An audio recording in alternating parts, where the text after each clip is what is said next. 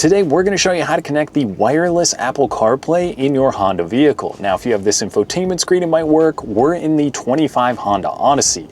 So let's begin by going onto our CarPlay screen here. So there's a few different ways you can actually see where it says CarPlay or Android Auto.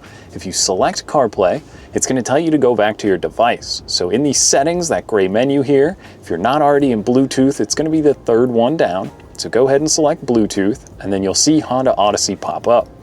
So once you click that, we're going to pair if it matches the code on the screen and on the phone, and then you can allow it to sync your contacts. And then we'll wait just a second here and it should pop up, and at that point we'll give you access to text messaging or anything else. So we'll ask one more time to enable Apple CarPlay.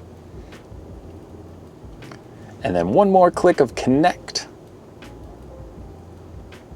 And that will complete our pairing. So we've got our text messaging, your maps will be built into here. Any apps that you would have that work with CarPlay will also pop up on the screen.